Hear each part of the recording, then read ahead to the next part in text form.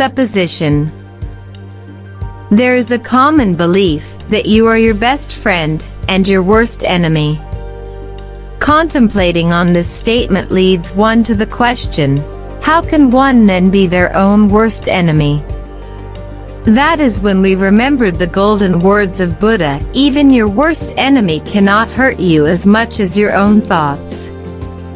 So understanding the words of Buddha, we come to realize that the best friend and the worst enemy, which we believe is actually the thoughts fueled by the emotions backed by the feelings. When the person becomes slavish to self-destructive thoughts, the sensory perception hijacks the body and activates the nervous system to trigger alert signals of stress and distracts their attention from being calm. This is when one becomes angry, frustrated, irritated, pressured, compulsive, and whole lot of psychological and physiological conditions that becomes counterproductive, which does not allow one to take or make good judgments and decisions. The challenge with these unconscious suppositions are that we turn them into facts in our minds, and we may also assume them as absolute truth. When this happens, we start to react to this film, which is being projected in our mind, instead of verifying and sticking to the facts. So it is very important for us to know what facts are and what a supposition is. Between the 2 points of supposition and fact, the most important third part is observation. When you stand away from both positions and observe both from a common point, we would derive to a better perspective and evaluate the situation from a higher consciousness. Knowing the importance of the fact about observation will lead us to understand on how to observe. It is difficult, or rather impossible, to observe when one is agitated or taken over by their senses. Observation must be done like the forensic department does at the crime scene. They just come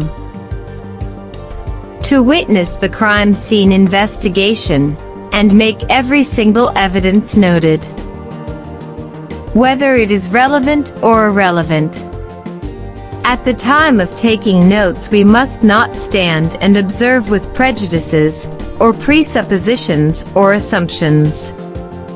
The same implies when writing down a story or a book. The first part involves putting into words everything that flows, and the second part is reading it back and editing. The 3-point structure is always a successful module to break the barriers and help bring about a better understanding. The 3 points of the supposition model are position, presuppositions, supposition. Let us take a story and apply these 3 perceptual points in the same story. There are 3 characters: Mark, Richard, and Susan. This is a perfect love triangle plot in most of the movie making. Mark and Richard are the best of friends until Susan enters into the lives of both. In some instances, it appears that Mark and Susan like each other and are in love with each other. In other instances, it appears that Richard and Susan like each other and are in love with each other. The twist in the tale, and the third perspective, which is the most interesting angle, is when it appears that Susan likes both Mark and Richard. But what is the truth? Does she love Mark or Richard, or neither of them at all?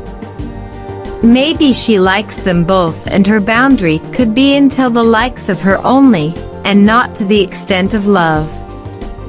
So when the supposition and perspective changes, the story can unfold into another dimension.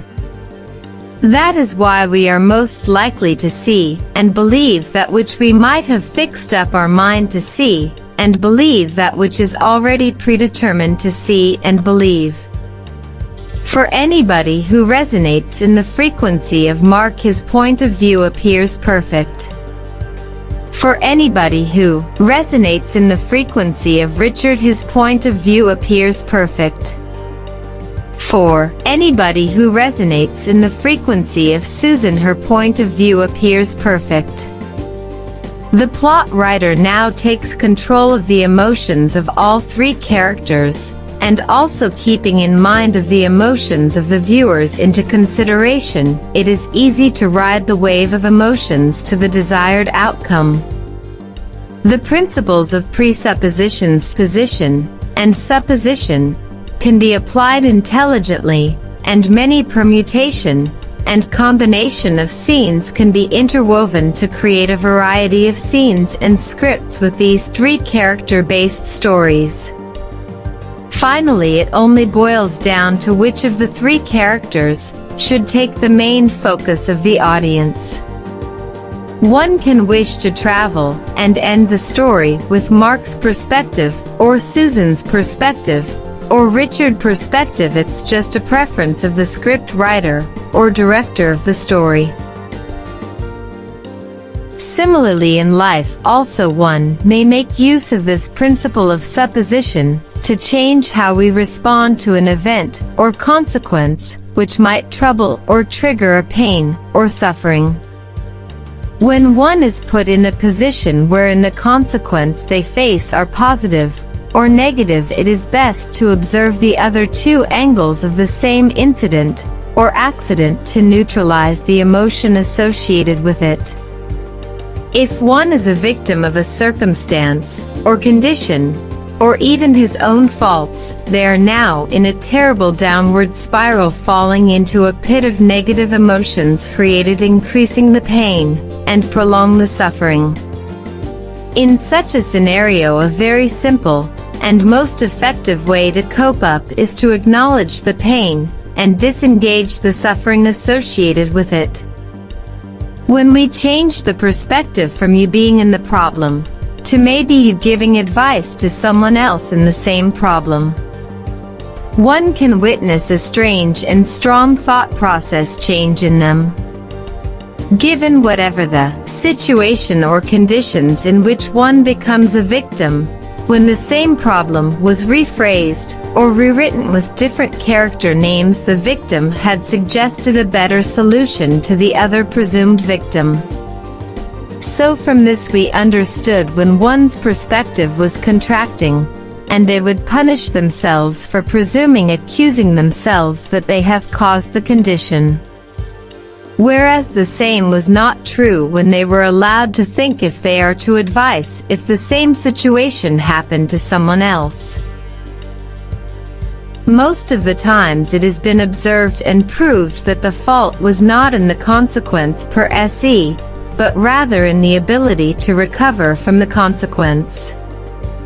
One must have a healthy coping mechanism installed, because we often find the people, society, which is also comprised of a set of people, reacting to the story of the victim, without knowing the facts in the story of the consequences, leading the person to be proven a victim.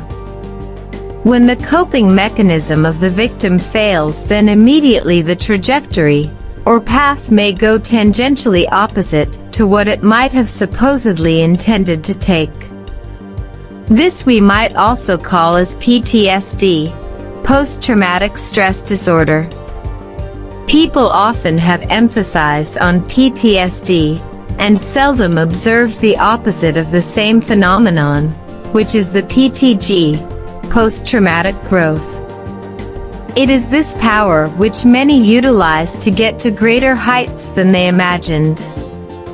After a fall or an adversity or compromising situation, they should realize the hidden power, which we also call it the willpower, to accept the fact that whatever adverse current situation one is facing is actually taking in the shortest shortcut to the exact place where one is destined to be, and show him the purpose of his life. When that person experiences this dimension and understands the supreme truth, he now enters into the state of knowing and being. From here that person rises like a phoenix bird to inspire people, and the visionary, whom the world now accepts to look upon. The supreme power or God, or universe, whichever way you may wish to call it, is ready, and can help you only through you from within you outwards, and not for you from outwards into you. Music helps in changing the vibrations, and helps people to tune into the right harmonic vibrations. Make use of appropriate music and sounds to tune into the abundance of life, and experience and wonderful life. Relax. Enjoy listening to music.